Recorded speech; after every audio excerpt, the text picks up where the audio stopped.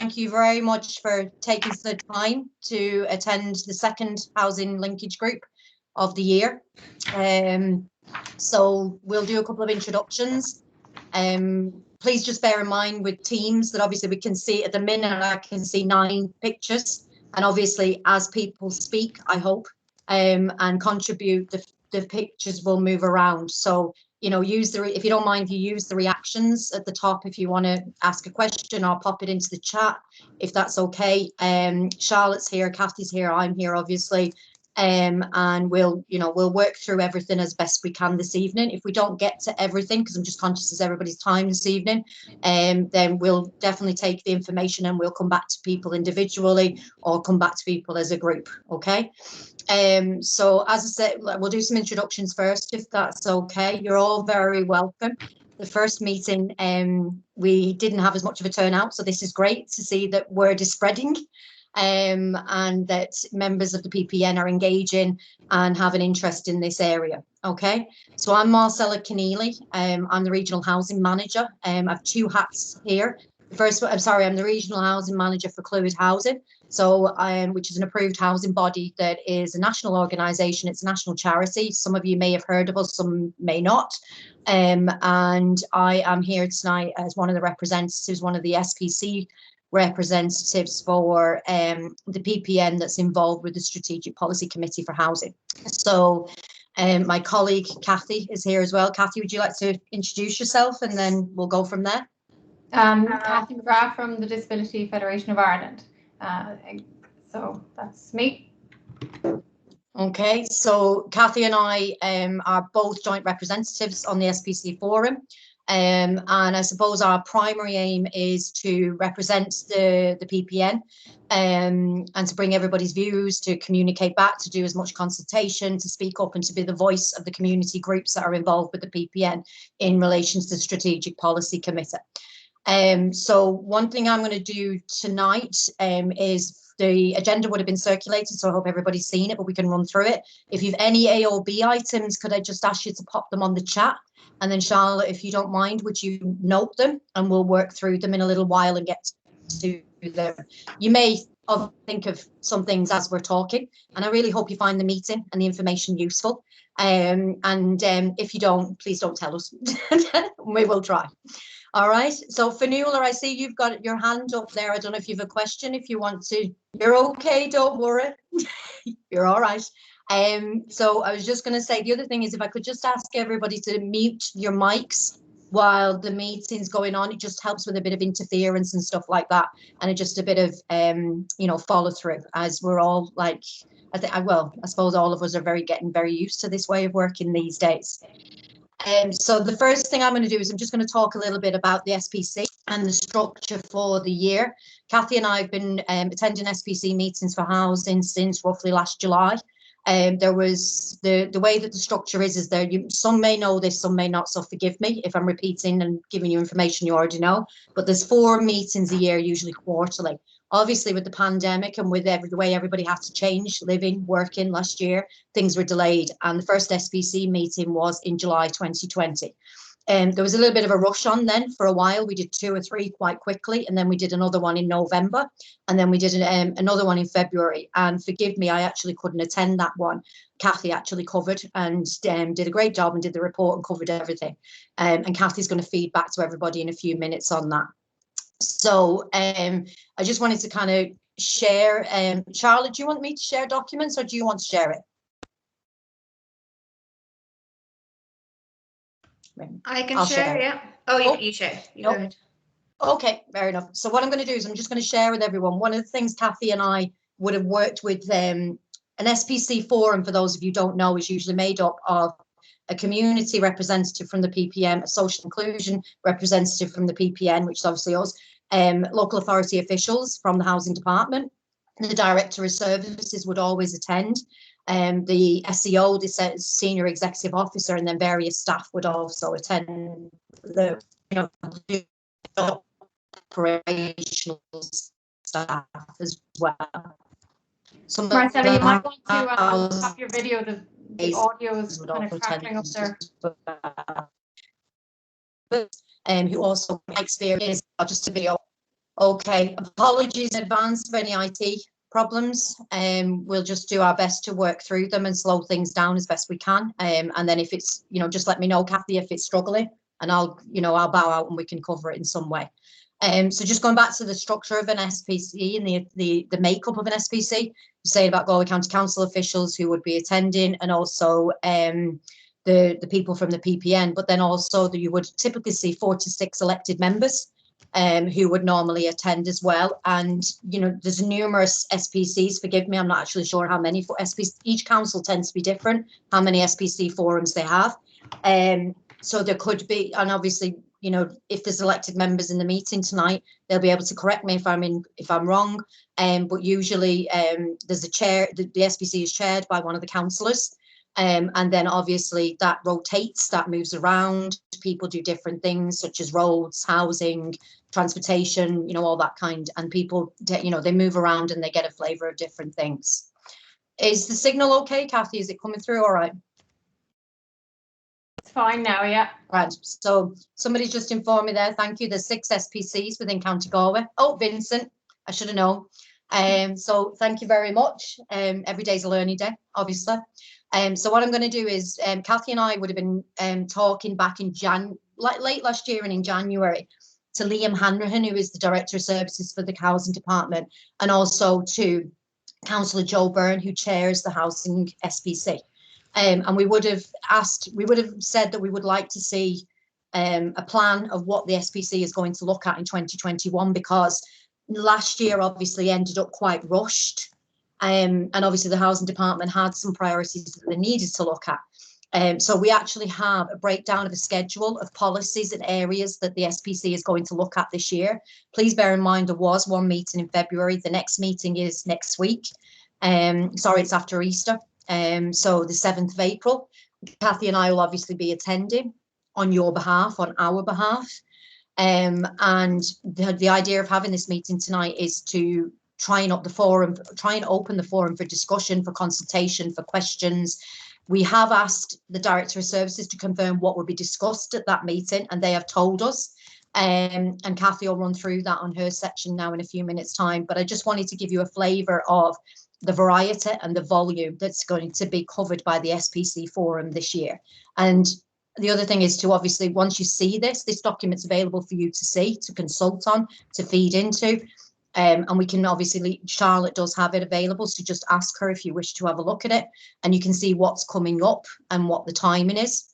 And then the other thing I would say is we really welcome your involvement. We want to be able to be as fully representative as possible of the PPN. And the only way of that to happen is if the engagement between us as reps and yourselves works. If that engagement is built up, there's some familiarity, there's some rapport, and obviously it's a two-way street on everything.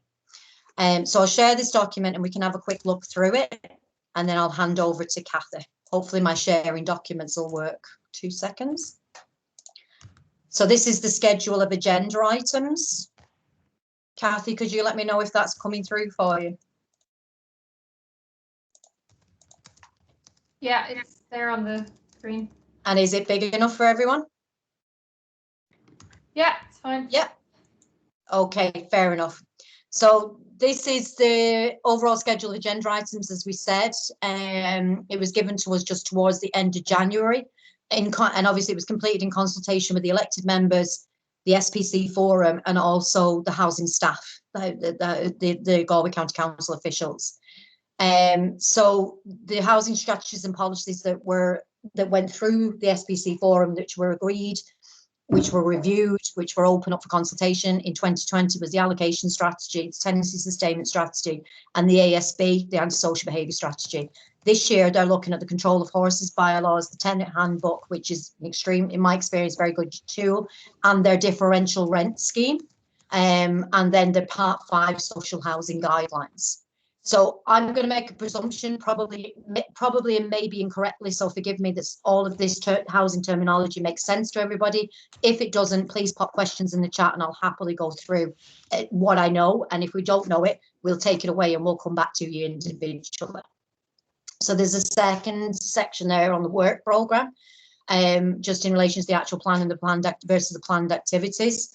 They're looking at a work programme and targets for 21 in Q1. This is the capital programme, and they updated and presented an update on that back in September.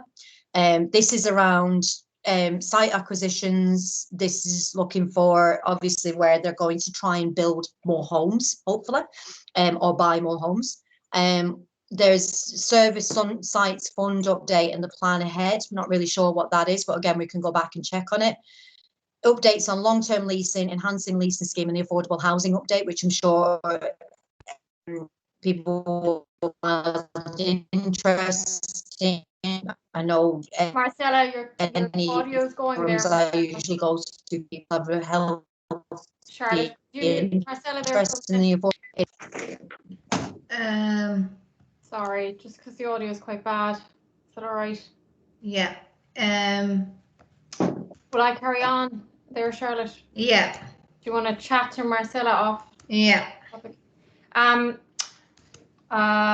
might try and take control of that. So look at Marcella was doing a brief overview of the whole agenda for the year, and it is on the website. So I might just stop sharing there so we can talk, because it is on the website for the PPN, and it is available to view and to get a sense of where your priority lies for the year. I'm mindful of time, so I don't know where she left off, but there's a number of key areas covered, including rebuild, home, Ireland home loan, a number of items that I'll cover in today's agenda: homelessness, travelling accommodation programme, refugee programme, the housing disability strategy, affordable home scheme, local authority housing stock, building inspectorate presentations pending from outside bodies.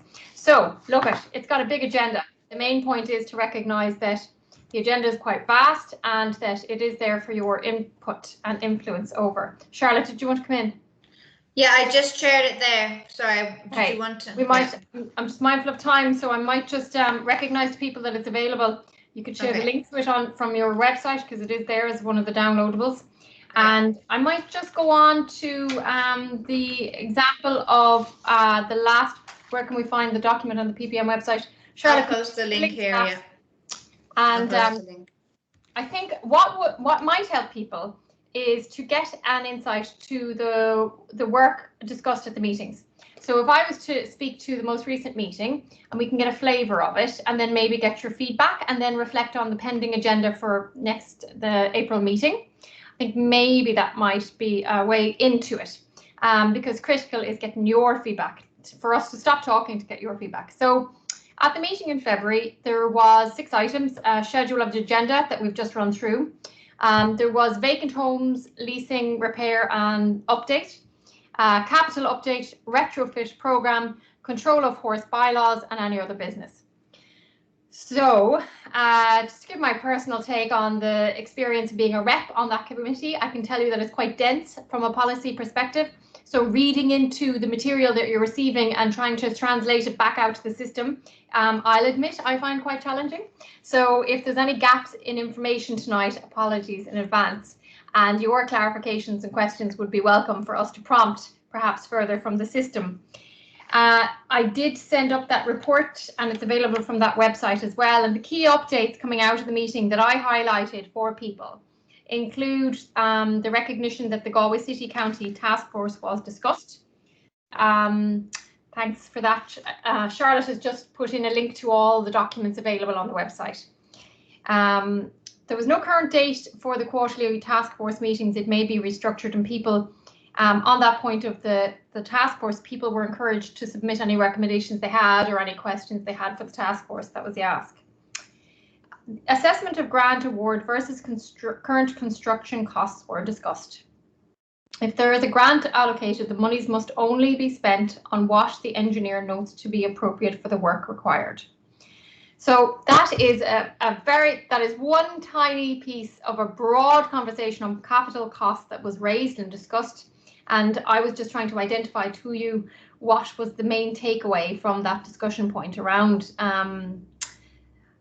that piece of work. So I suppose the point to those who are house dwellers is that if there is a grant awarded, it can only be spent on what the engineer notes is appropriate for the work. require it. And as I remember, the example was given, if there was an engineer who came into your home and identified a key number of works, you can't go off and then find a plumber to do a different job. It's quite strictly, that was the point that was made. Regarding social home applications and allocations, the areas of choice are to be reviewed this year. And that's something, social home allocation and applications, I'd love to, I suppose what I would love going into meetings is further asks from you, the members, as to what it is you would like to know about social home allocation and applications. I'm jumping now to the conversation around the retrofit program. Now, there was a presentation and it's available on the website around the retrofit program. It's very interesting. I'd like to understand, sorry, there's a question in the chat. I'd like to understand where the social housing is per town and village. And there was a presentation on capital program given by Rita in the council, and it wasn't made available, so that might prompt that as well, but I appreciate the question and we can bring it back to you after the next meeting. So the Midland Energy Efficiency Retrofit Pilot Program was discussed. The presentation separate to that is available from our website. The benefits of the scheme were outlined at the meeting, and the main point is that this was a scheme piloted to tenants of local council accommodation. And there is a recognition that there was a lot of feedback from those who were reluctant to take on board the new system. The council is working with NUIG, who are doing a health survey of those who have benefited from it, and they're monitoring the quality of it throughout the year.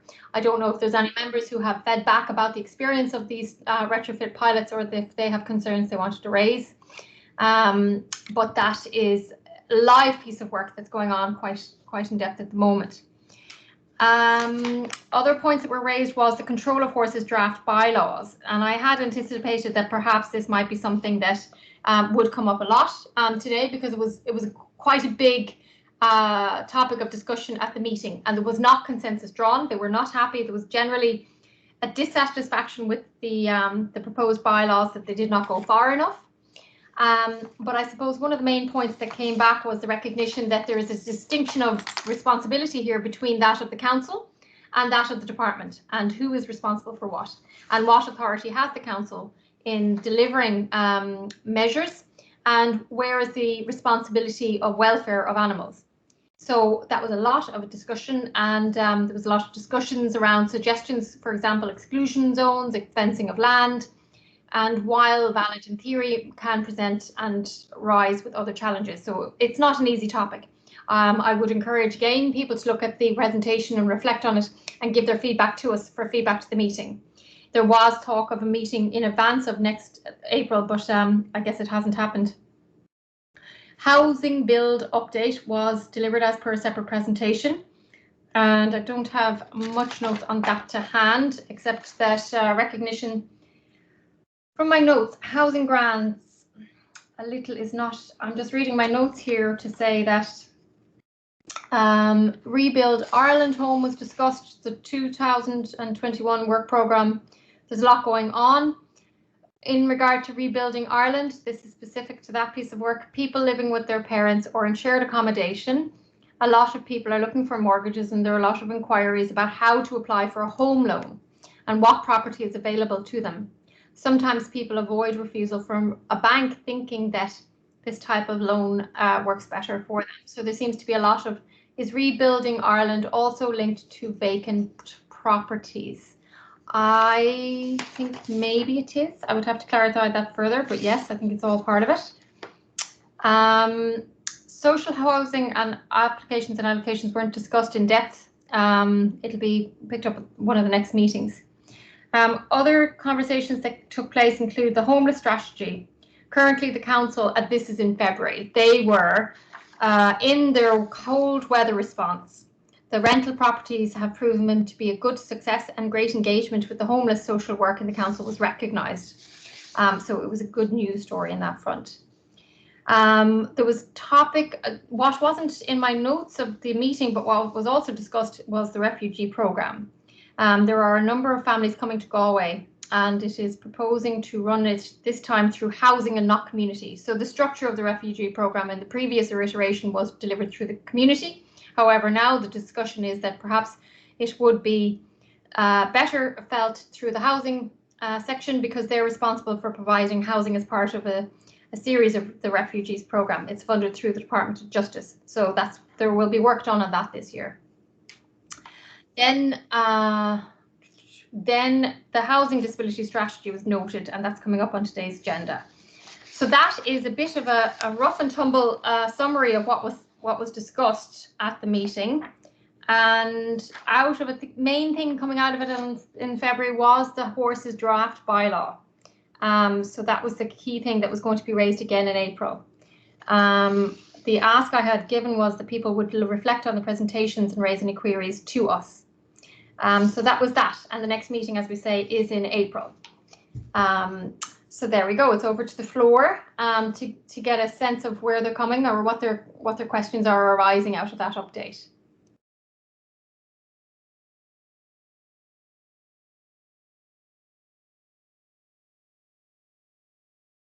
Okay, so thanks a million, Kathleen and Marcella. We have a lot of activity going on in the chat. So we have Kathleen Bell. I'm just going to start with the first one. I'd like to understand whether social housing is per town and village. Marcella responded, your query that you want what type of homes there are in each town. Yes. I'd like to understand that. And how one decides there's a need for social housing. Right, okay. Is the decision on the need for social housing discussed at these SBC meetings, Marcella and Kathy? Do you want me to cover this, Charlotte? Yeah. Yeah, okay.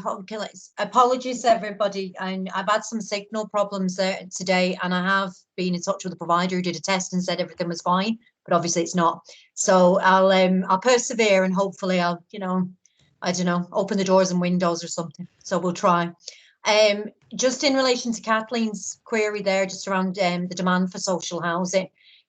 Obviously the provision of social housing is primarily through Galway County Council. But then obviously there's organisations which are known as approved housing bodies, which come under the voluntary housing sector in Ireland. There's different sizes of organisations. There's different functions available to different organisations.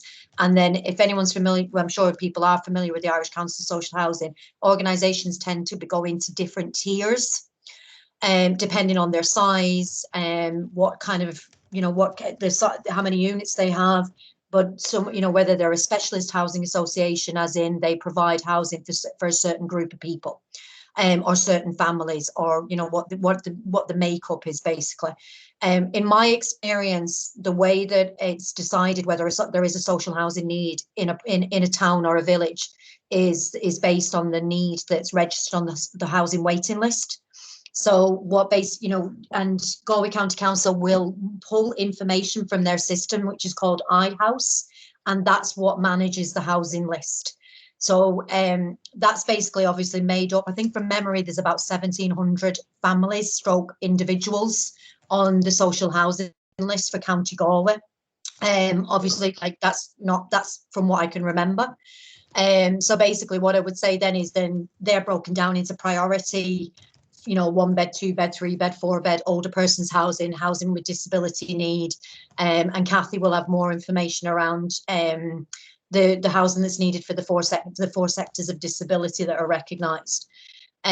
Basically, to give you an example, when the likes of Cluid wants to do a development in a town or a village, we will go to Galway County Council and we will discuss the demand in that area. We'll also discuss the provision that is already there, what's already there, and then we'll also look at the mixed tenureness and how much social housing is already there. And that's the kind of things that open the conversation. So the other thing that's part of the discussion, and the housing officials in County Hall will say around, there's a good throughput of private rented. There's a lot of RAS and HAP contracts, and we feel that we're meeting the social housing need in that area. So they're the kind of thing. Basically, I suppose what you got to think about is, what's the availability and the throughput of affordable, good quality housing. But obviously, and then if the local authority do support a development, whether it's, I don't know, 5 units or 50 units, it just depends on the different way, you know, the different shape of them. Then obviously the AHB can go away and develop from there.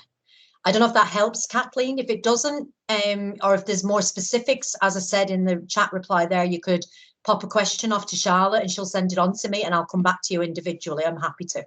Okay, no, thank you. That was helpful. Or we can raise it at the SPC and get some more information for you.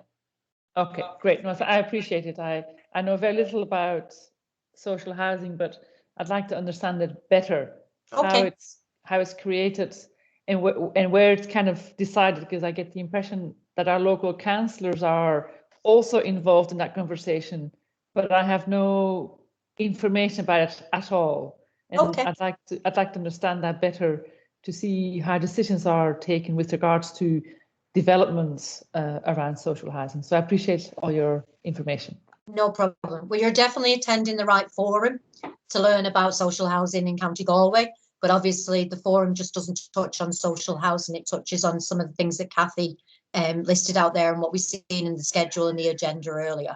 So the housing department have many different functions, obviously, do you know? But like I said, hopefully it's useful. Okay, brilliant. And I just see that Katie has noted that the housing agenda doesn't open. I'll renew that. I'll put that up again for you. And so, okay, Megan Maria asks, could you elaborate more on the refugee programme? Has the responsibility formally moved, or was it just a discussion of possibly moving it?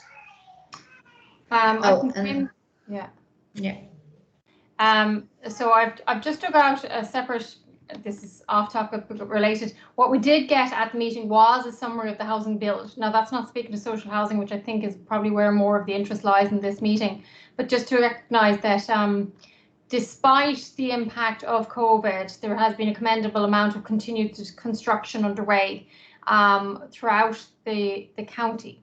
And I just want to check and see about the update of those figures before I circulate them, Charlotte, but I will try and get them updated to you once I've got approval of them. But they cover, if somebody was asking about the regions that there was building going on, perhaps.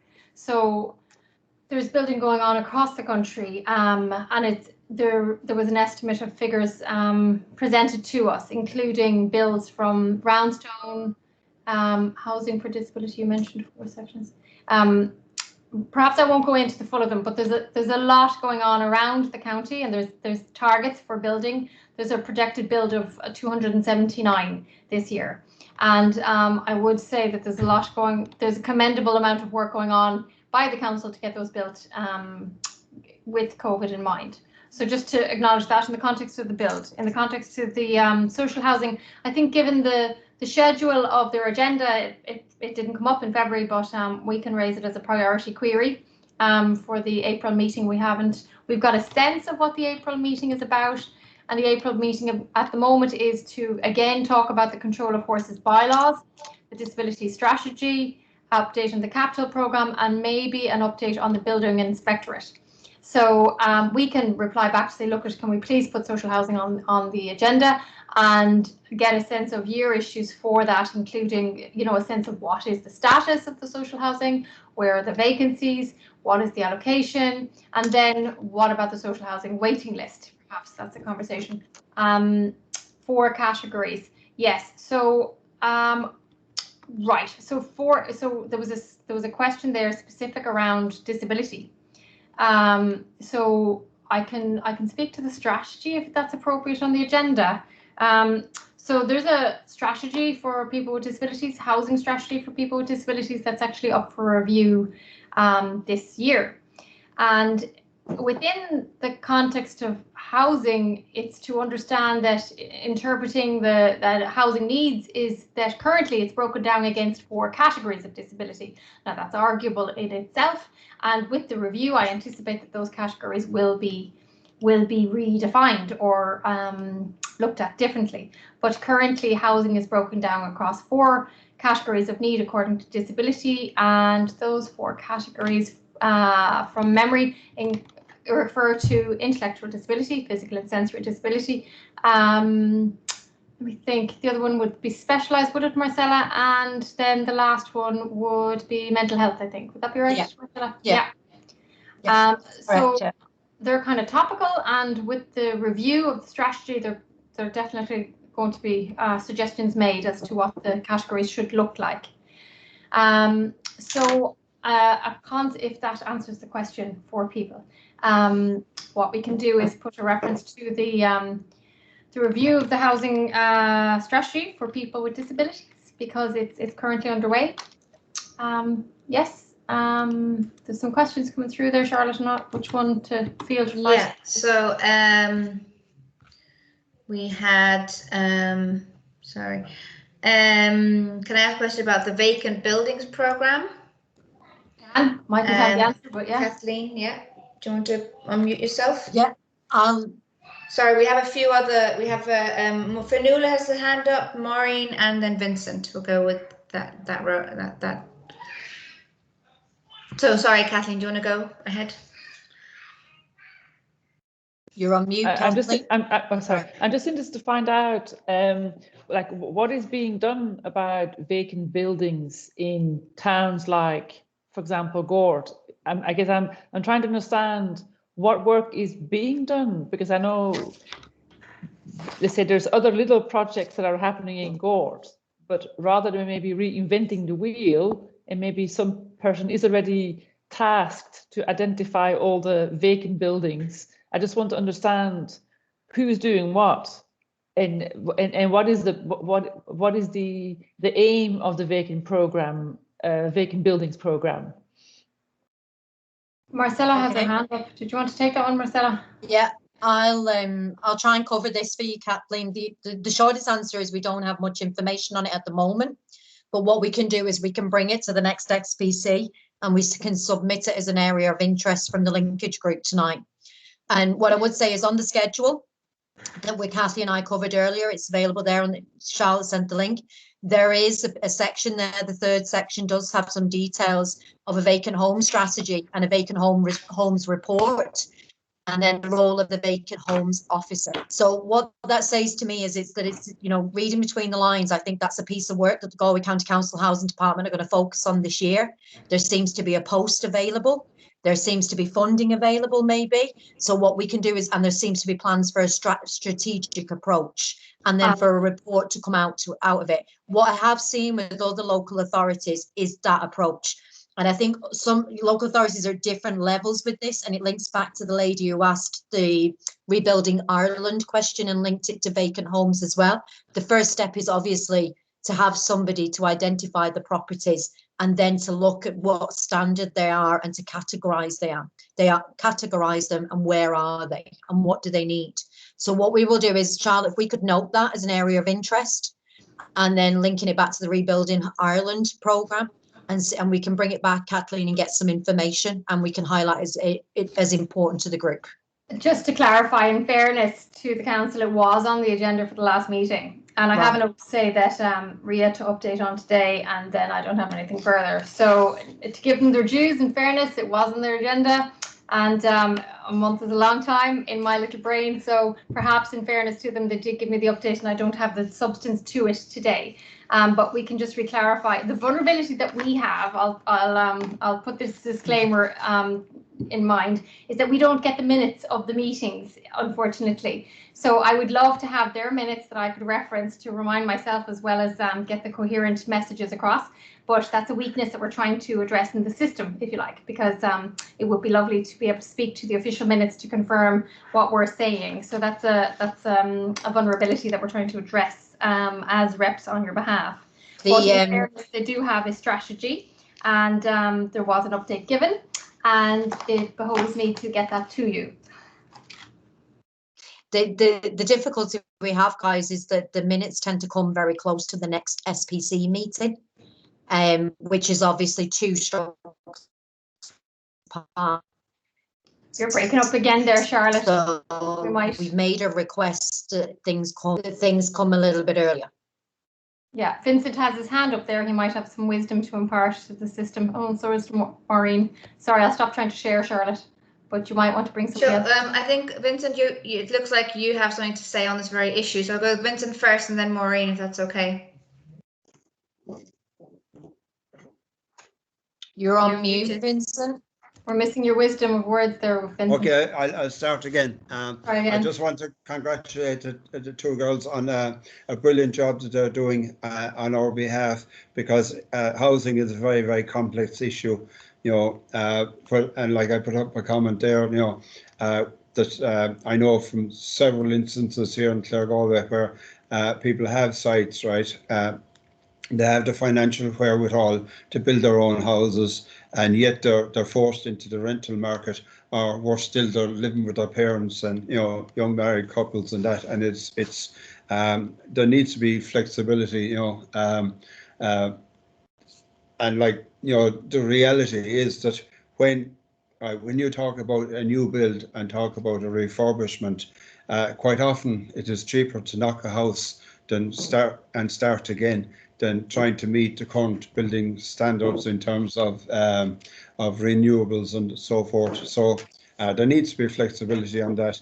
And, you know, the whole vacant housing issue is complex as well, because you may have a house in, I won't name any place, right? And the housing need might be elsewhere, and people are not always willing to move, you know, so there are difficulties there. And I know from other sources that the department are watching very, very closely on the whole housing situation. So it is very highly monitored at the moment, because like it's the hot potato for the government to get building done.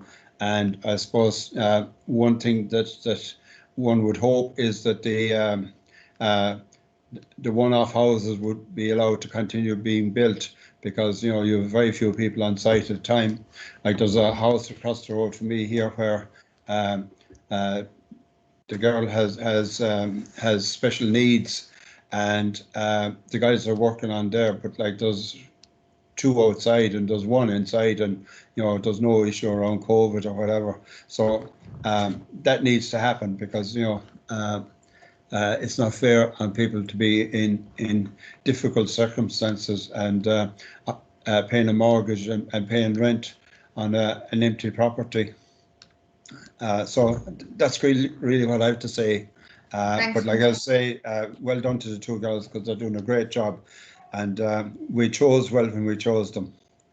Well, I don't know about that now, Vincent, but I appreciate I appreciate the support, and in fairness, it's great support we get from the council. So I suppose that, yes, housing is quite a dense topic, and sometimes you're blinded by the weight of policy conversations that go on at the table. But that doesn't mean to say that the questions you're asking shouldn't be asked. And I think that I'm grateful with Marcella here tonight to get the wisdom of your critical questions, because if you don't raise it, then we don't have something to say or to raise direct. So I'm hearing a lot about tonight. I'm hearing a lot about the asks around what's going on with what's the status of the vacant sites, and what's the status with the social housing process, and the vacant site in particular.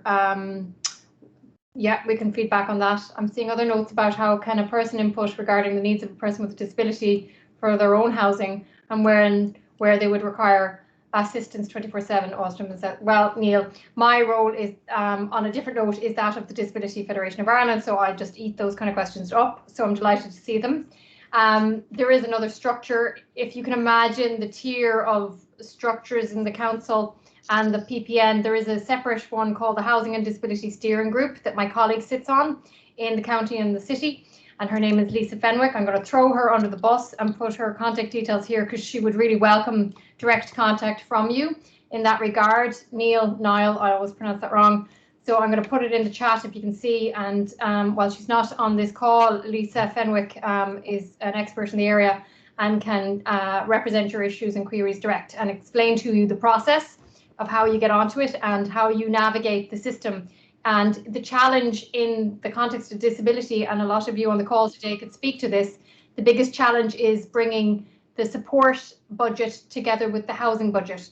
Because I know that at the departmental level, In some instances, the department has stopped funding houses because there's no package of support to meet the house. So in some instances, it has been the case that the house has been available, but the package of support that a person requires has not been forthcoming.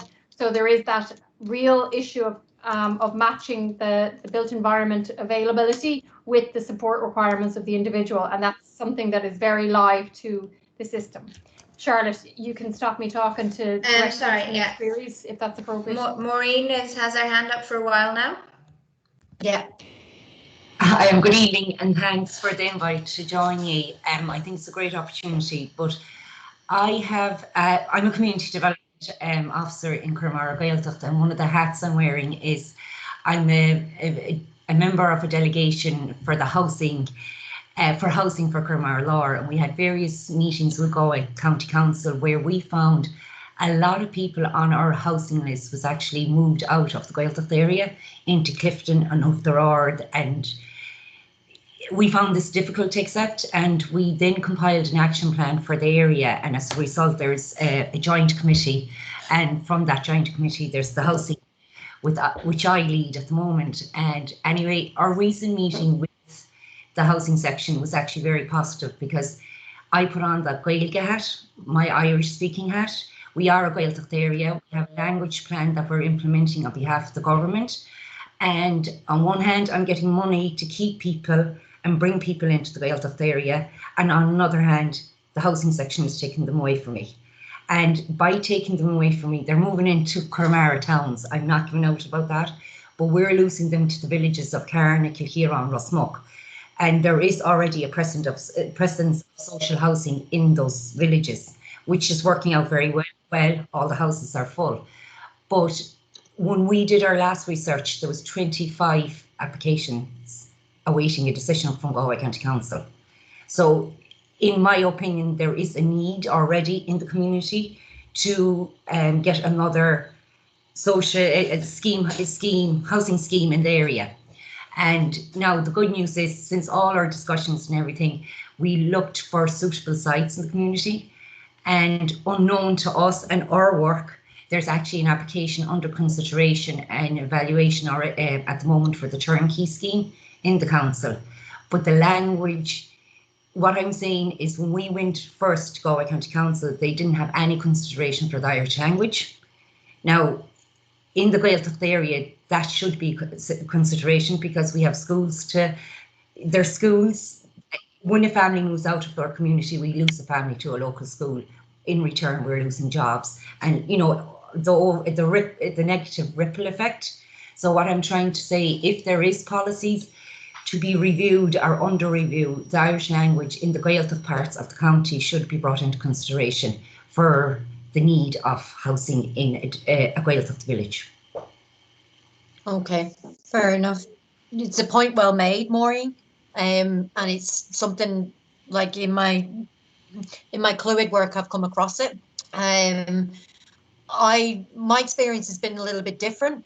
But obviously it depends on the scheme, it depends on the town, it depends on the village, it depends on the demand. You know, that you know yourself, there's so many variables with all of this, you know. What I'd say is that, again, point well made, and we'll definitely note it. The allocation strategy for social housing was reviewed last year. What Cathy and I can do is we can go back and see what the priorities are, what terminology is used, what the clauses are in relation to the Gaeltacht housing. Or housing in the Gaeltacht, I should say. But I know that I'm aware of a few developments involved that would be in Gaeltacht areas, and language has come up. I know there's been designated, and so it should. And I live in a Gaeltacht area as well, so although I don't speak Irish, I understand the priority and the importance of it. Do you know what I mean? So in fairness, and what I would say is that, like, I've seen in social housing developments where units have been designated for Irish speakers, do you know? So, like, again, I'd like, definitely a point well made, and we'll definitely bring it back. But we'll have to go back and have a conversation separately from the SPC, because the allocations scheme was reviewed last year and it's not open for review this year. But we can feed it in, we can definitely raise it. The more conversation that gets going about it, the better, isn't it? Yeah, no, that'd be great, because it's just something it was actually this third meeting we had with the council, and that because we were falling between catchment areas based on population and so forth, and a light bulb lit again in my head, and I just brought in the language and actually turned the conversation around. Brilliant. And actually the housing section and officers there on the day kind of said, you might have an actual point here in an angle. Because like what I fear is our national schools and our secondary schools and reducing numbers, because, you know, it's kind of the measure, you know, to keep them going and to keep them opened, because without those, that being, like the school being the heart of the community, the village of Garner, Kira, if we don't have kids going there, like back the road, I'm a blow in here. Back here, there was a Me school where too. my husband went to, and that's closed now. And 5 years ago, I fought tooth and nails to get a bus service from this area, which we have now. There's 24 kids from this area where I live, which is Glens in Cashel, going to Carna National School. So we're actually keeping Carna School open, where we're a school closed. So you know what I mean?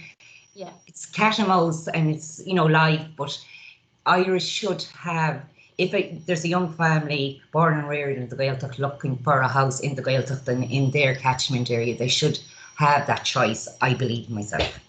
You know, I agree with you, and I suppose where I would come from, just from social housing experience and the affordable, good quality housing point, I think no matter where you're from, no matter where your roots are or where you're choosing to put your roots, you know, there should be opportunities. There should be, you know, there should be a chance, you know. But I do struggle with various strategies that don't speak to each other. Do you know what I mean? And they don't cross over, because, you know, they tend to clash. I totally pick up the point around having facilities, transport, schools, opportunities, and I totally pick up the point as well as trying to help people to stay where they want to stay and where they, you know, where they've grown up, where they're familiar, where their support services. I remember trying to house a family in Barna, but they were from Letchermore. And, you know, to be fair, to be able to keep working, they needed the childcare from their extended family. And, you know, and anyone who knows the geography or understands the geography, that's just not going to work. Yeah. Do you know what I mean? So, like, you know, it can be 30 kilometres or whatever on the list. I can't on the map. It's not in morning traffic. We know that. Do you know? Yeah. So, like, I suppose it's about being realistic as well. But again, like I said, definitely. I feel like I'm repeating myself, so forgive me, but point well made, and we'll bring it back definitely, and we'll feed it into the Director of Services. We're going to do, Cathy and I said this afternoon, we're going to do a feedback of what came up at this meeting, what's coming through as themes, what's important to the people who attended and took the time to come this evening. Okay, some of it might be on the SPC agendas, some of it might have already been covered, but we'll definitely flag it. I'm just conscious, Anya, I see that you put your hand up there. If I'm just conscious of Nora Corcoran from the Galway Traveller Movement is here as well this evening, and she's kindly offered to do a presentation for everybody. And I feel, Nora, that we are coming to you, but we're not getting there. So I might just answer Anya's query, if that's okay, and then we'll come to you if that's all right. That's perfect. Thanks, Nora. Thanks for your patience. No problem. Are you Anya Ryan, is it? Yeah. You're on mute there, Anya, just so you know. I think that's one of the best phrases in the world these days. Yeah, I'm just wondering on something that you said there, Marcella. I'm actually with Proactive Carers, which is a group here in Galway that represents adults with an intellectual disability. Okay, perfect. At the moment, a lot of our adult children are living at home with their parents because they cannot access social housing, and they can't access housing by themselves. They're not allowed to purchase housing by themselves. Because of their intellectual disability. But currently, as it stands, in the housing department, where the housing department have disability broken down into 4 sections, the actual housing applications don't have the categories of disability broken down, and that would be a very big thing for us, for our adult children, that, you know, for filling out forms and stuff like that. That's one thing. The other thing is that you touched on there was the regeneration scheme. Our children will never have access to a rural regeneration scheme because, like other people, they're not going to be able to access the opportunities of as such in a small little local town of employment, transport. You know, when they live well, certainly where we live out the country, my son certainly wouldn't be able to walk in the road. It's too dangerous, 2 miles into the local town. Transport is not available, unfortunately, for most of our adult children. And they're actually, where they're forced to live at home initially, they're actually also forced to live in the bigger towns and the city, not by choice. But they're also forced to the housing list because the decongregation still hasn't been completed of the living settings belonging to the Brothers of Charity, the service providers, any of them actually. So I'm just wondering, when it comes to, you know, if it came to a housing scheme or something, do we contact the housing bodies ourselves directly, or what way would the parents actually go about it? You know, we'll say for proactive carers, would we actually contact a housing body ourselves? So when you say the housing body, on you, do you mean the approved housing bodies? Yeah. Or do you mean the Galway County Councils, as in their provision of social housing? No, all of our children, there's a group of us in proactive carers that are actually, all of our children are on the list. But I'm just wondering, you know, you were saying about the Irish Council of Social Housing, you were saying to get onto their list and to see if we would be in place, you know, if we would fit the criteria. Right. What I'd say to you, Anya, is approved housing bodies don't operate a waiting list. The only social housing waiting list in Galway, how do I word it? Sorry, forgive me. The only social housing waiting list is operated, managed and owned by the local authority. Okay. So if any of the people that you're working with, first off, what I'd be thinking is, are they approved? Have they been through the assessment process? Are they approved? Are they on the list? That kind of thing. And I do know that under the Irish Council of Social Housing, they have a breakdown on their website of all different approved housing bodies that provide different types of housing and different, they centre on specialist areas. Do you know what I mean? So like there'll be certain organisations that specialise in housing for people with different categories of disability. There'll be ones like Cluid, who are one of the larger ones, and our area is more so general family housing. Okay. And then we do we have a section that does older persons housing as well. So what you could do is you could have a look on the Irish Council, the ICSH website. You could go in and have a look at the different categories and see what's registered in the County Galway area as an approved housing body, do you know? But what I would say to you is, when an A gets a vacancy, when we get an empty property, everyone, no matter how big, small or whatever you are, you have to go to Galway County Council and tell them you've got a 1-bed, 2-bed, whatever, right? And basically you request a nomination from them. So the people you're working with, the lads, the adults with intellectual disabilities, they would be nominated over via Galway County Council. And then the AHB will contact them directly or their family. And then they'll go through their normal allocations process with them. But nominations come from the local authority, and the only list that exists out there is the one that Galway County Council has. Okay. Does that help? Does that answer? Yeah. Yeah. You don't look too sure. It seems very far away from where I'm coming in here now. I'm mindful of please do, Cathy. You know more now than this. I wouldn't know more than all, you know, in fairness, but it just seems very far away from where, like, it just seems very far away, all this conversation, where it seems very far away from the lived experience of where people are at right now in need of housing. Maybe it's more about who one can influence. Sorry, Charlotte, I kind of talked over whoever had their hand up there. Vincent, did you have your hand up? No, you've had accidentally still up, Lavas Lewis. I think we should move on to Nora now. I'm just conscious of that, yeah. Thanks, Marcella. Nora, are you okay there? Hi everybody, and Cathy and Marcella and Charlotte, thank you very much for inviting me back for this presentation. My name is Nora Corcoran and I'm a programme worker, a project worker with the Galway Traveller Movement, and obviously I'm here to represent, as a member of the Traveller community, I'm here to represent that community as well. And just listening to the issues of disability, we have a lot of high percentage disability within the Traveller community, so all these issues do impact on us, and we do find sometimes that even under applying for social housing under the Disability Act, it just be relatively ignored. I really do think going forward that Galway County Council should, for every house, they should always have disability access for everybody. It's something rather than having to, depend on Cluid. They really should do this, you know what I mean? So if you don't mind, so I'll share the screen if that's okay, everybody. I'll just take this up. Hopefully I'll be able to do it now. Just bear with me, and I'm conscious of the time. So if I'm speaking fast, it's because I'm nervous. Sorry now, guys. Just want to see, can I find this? I was trying to do this earlier. Bear with me now. So, sorry now. Take your time, Nora. You're in no rush. So, I was trying to do this earlier now, so let me see. PowerPoint. Now, just let me know, guys, if you can see it, will you? Because obviously, sorry now. It's just opening up now, Nora. Okay, so you can see that? Yeah, it's coming through there now. Thank you. Slideshow. So from the beginning. So my presentation is about obviously around culture and diversity and understanding traveller accommodation needs in Galway and the County Galway.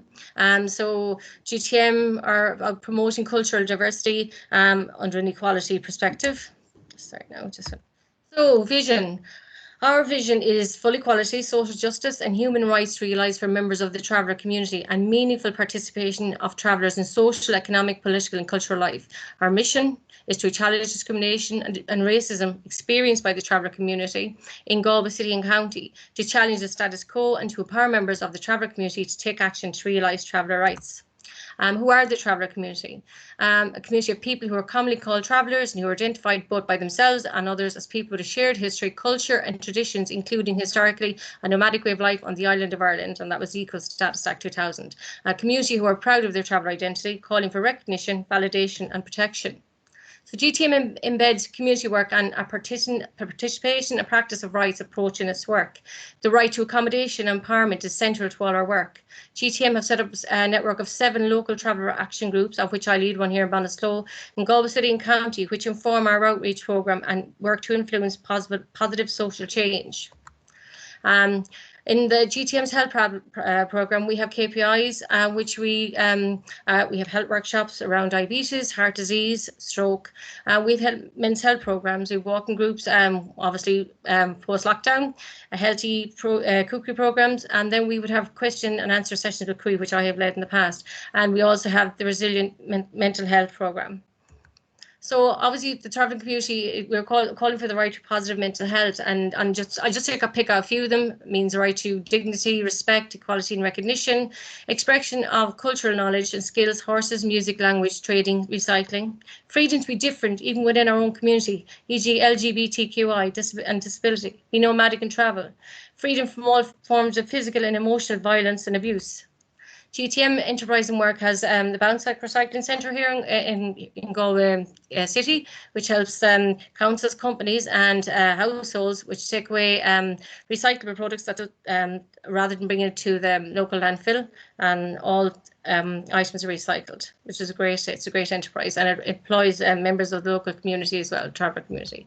So our traveller accommodation needs. We look for the right to adequate housing, which applies for everyone. Individuals as well as families are entitled to adequate housing regardless of age, economic status, group or other affiliation or status, and any such factors. In other words, there should be no discrimination in the provision of adequate housing. And that was the United Nations Committee on Economic, Social and Cultural Rights.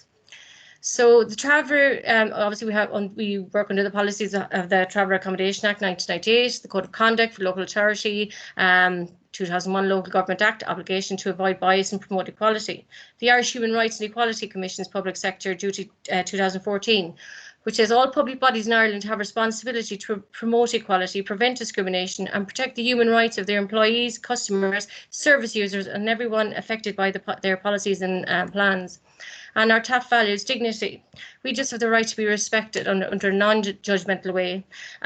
Participation and inclusion, and a right to, I just want to, is this here now for a second, to allow members of the community to take part in decision making that impacts them through access of supports. Our current issues are obviously COVID-19, roadside families, provision of culturally appropriate accommodation, overcrowding and homelessness, discrimination when accessing private accommodation, mental health, social exclusion and isolation, traveller participation in decision making. So what we would like to do is to develop a more inclusive intercultural society. The conditions must be created to ensure interaction, understanding, equality of opportunity and respect. Planning for traveller accommodation should be about inclusion by design, not as an add-on or afterthought. By accepting this, we support the concept that one size does not fit all. It is about both mainstream action and targeted strategies to meet the accommodation needs of the traveller community. Implement Galway County Council Equality and Human Rights Statement, deliver training to LTAC reps on traveller culture and inclusion, build public confidence in well-designed traveller-specific accommodation, ensure best practice at all levels of delivery. Emergency measures must be taken to improve conditions in line with the right to adequate housing. Plans with timelines to improve conditions on sites must be developed in partnership with residents on sites. There needs to be meaningful and active participation of residents in planning new sites, site improvements and site management. Health and safety issues need to be prioritised. So thank you very much for listening. Thank you, everybody. So now, it's Cathy here talking with many thanks for the presentation. What I would love, I think, if I could lean on Marcella's time, is to take time out with you, Nora, to unpack the tangible asks that we can bring to the SPC. Because I think you've done an excellent summary of the overarching aims of GMT and GTM, Galway Travellers Movement, and the desire for equity across the spectrum, including housing. But what is it we should be bringing on your behalf to this SPC is the key thing that I need to take away. And maybe it's not for today, but maybe it's a follow-up question of unpacking the where, the who, the how, specifically across the county that you want us to bring.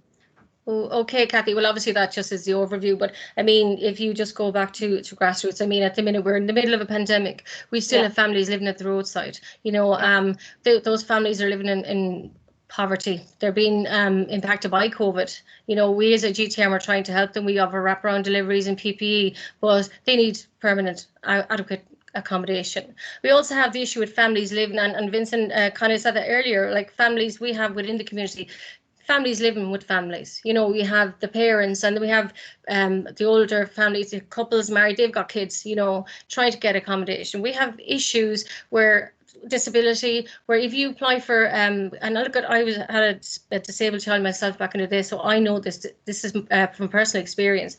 When you try to get adequate housing under the Disability Act, it's relatively ignored. For housing adaptation, you try to organise stuff, you know, housing adaptation. Again, it's a fight to even get it. You know, for the one person within the community will get this adaptation, 6 or 7 won't. And I'm actually working with a member of the community who's been told there's no money there. You know what I mean? So this is the issues we are dealing with. And brought this up the last time as well, Cathy, is the income threshold. Now, I know the last LTAC meeting I was on, Liam Hanran did say that they were it was being assessed at present, which is good news to me. And again, personal experience, my own daughter and her husband can't access it because of they're obviously not the criteria for mortgage. When they try to assess social authority housing, just even with the chance of buying, or even like say for affordable housing, they're above the threshold. So hopefully that will be changed in future. Another issue I have is the tenant handbook. I've been working with members of the community who are very low income, and if they want to get, say, a door or something like that, they're told to get it themselves. They can't afford it. So one issue they were saying to me was, look, if the council put those in, we don't mind you putting extra money in our rent weekly. Make it easier for us. So that's something as well that there is issues within that tenant. You know, I do think it needs to be reviewed. Okay, I'm going to say thank you that it's being recorded, because I'm going to have to. I'm sorry. No, talks very fast. Anyway, don't apologise. It was very informative and concise, as somebody noted there. So I would like to thank you, and you're doing a great job representing your views, because myself and Marcella are. social inclusion housing reps. Okay, so we have our day jobs, but we need to put that hat out, and we take on the broader remit of responsibility to represent. So I think we're both very enthusiastic to see your presentation tonight, and we will be pressing the rewind button to get the kernels of the gems of your input, and being able then to reply back to you from the SPC with the disclaimer that we won't be able to commit to anything, but we can try and raise it at the table. Definitely, Cathy, even raising awareness of these issues is very important. You Yeah. know, it starts communication. Once you raise awareness, it starts whether, you know what I mean, then it just allow the community to have a voice, and I'm just glad to be able to represent them here on this forum. So thank you very much. Yeah. Charlotte, is there other people who wanted to come in? Charlotte's on mute there, but I know on our, with thanks for that, Nora, and I think that gives other people the inspiration perhaps to come up and give their own presentation perhaps at the next session of what their priorities are for their cohort of need. I would encourage people to take that on board across the colleges of our representation. And I think it's brilliant. Thank you very much for giving me the opportunity to be able to do it here today. Absolutely. Well, that's what this linkage group is here for. I am mindful of the time and recognising the outstanding topics on today's agenda included. Can I just add a word yes, there? Vincent. I just want to say that the Traveller Movement are well represented on the structures within the PPN. Martin Ward from West Trav is part of our secretariat. He's also on the LCDC, so we would hope that when the term of the LCDC expires in May, that that representation will continue, because like the LCDC do control a certain amount of funding, especially in the social inclusion area. So from that point of view, it is very important that the Traveller Movement have a voice, and that Martin has been very vocal on many platforms over the years. So his time is coming up, and is up, and he cannot serve again because his 6 years done. So from that point of view, it would be very well worthwhile looking at your members and see if to get someone on board. And definitely, Vincent. Yeah. And where would you, if you were to? I mean, this is my first time really to hear about like representation from the committee for the LCDC. How would you go about nominating? Well, the elections will be coming up, I think, in May, and if your group is a member of the PPN, you will have received one of the 108,000 emails that we've sent this year already on everything, you know. So from that point of view, I know it is a bit of overload, but if you don't get the information, you can't act on it, and if you don't like it, delete it. No, well, my line managers probably have it, so. yeah. So lean on them. That everybody is aware of that pending opportunity for representation. There may be other wiser heads here who might look to that as well. If you want to just explain just one line what the LCDC is for those here today. Well, the LCDC is the local community development, and it's a body under the auspices of Galway County Council. Now, it basically manages the social inclusion programme that is run by GRD, which runs for the whole county, but they manage the funding, and they run specific programmes, possibly under Healthy Ireland as well. So there are various opportunities that do come. And from a conversation I had today, now I haven't seen any detail on it, but the Heather Humphreys is looking at an enhanced role for the LCDCs, so maybe that's something that's coming down the line. But as I say, I haven't seen the rural regeneration report to see what exactly is in it. So, but like I say, we will continue to advocate for all and everyone, you know, in our over 1,000 community groups registered in County Galway. Thanks for that, Vincent.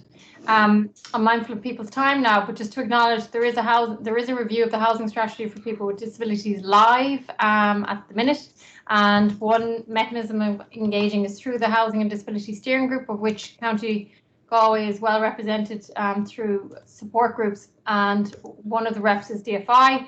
And again, throwing my colleague Lisa Fenwick under the bus, no better woman, to represent issues of concern around disability. You can contact her direct. I've passed her details on there.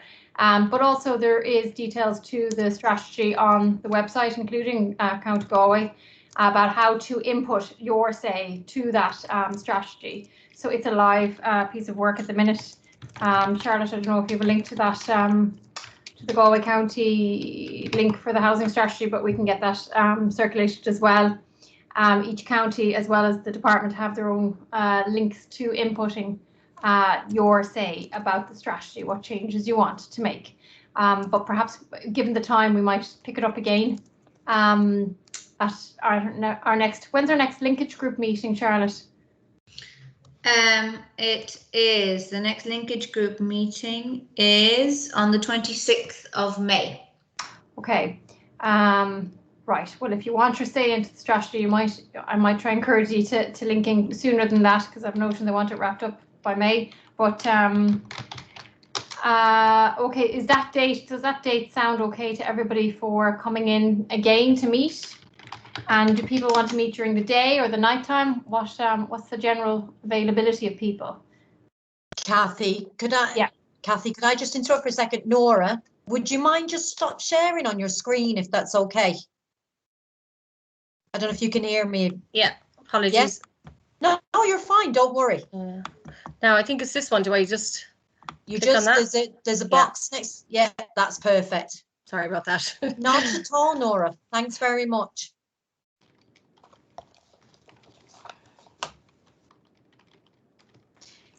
Maureen would prefer evening. It's just in the chat there, yeah? Okay. Okay. And myself as well. So does an evening slot tend to work better for everybody? Yeah, there's just messages coming in on the chat. Okay. Yeah, evenings seem to be the best. Okay.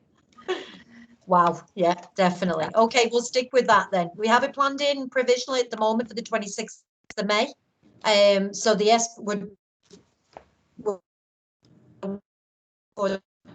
Marcella's. So what we'll do is we will share.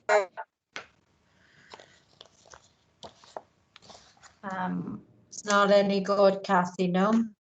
No, we might, Charlotte, we might take over from Marcella there just to wrap up, to recognise that we have the meeting on the 7th, and we'll try and turn around a quick response of summary to that meeting, and it'll be posted live to the website. But I think that we can also do what Marcella said, which is to kind of summarise ourselves. What are the key asks of this group to summarise to the SPC?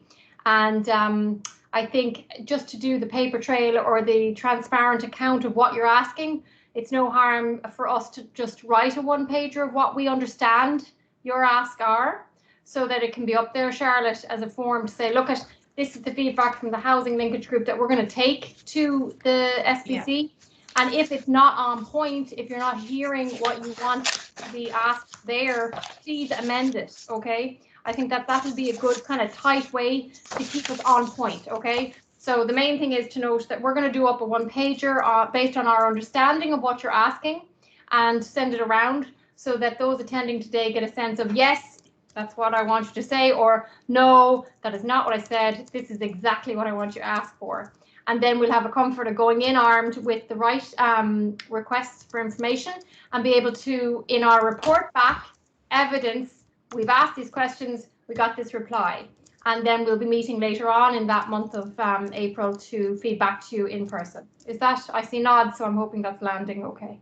Great. Yeah, okay. Sounds great. Okay, right, but we didn't go too far over time today, Charlotte. Yeah, perfect. So thank you very much for your gracious chairing of the day, and I look forward to maybe Vincent, you had one other male friend there in the audience, so maybe we can do better on that next time as well.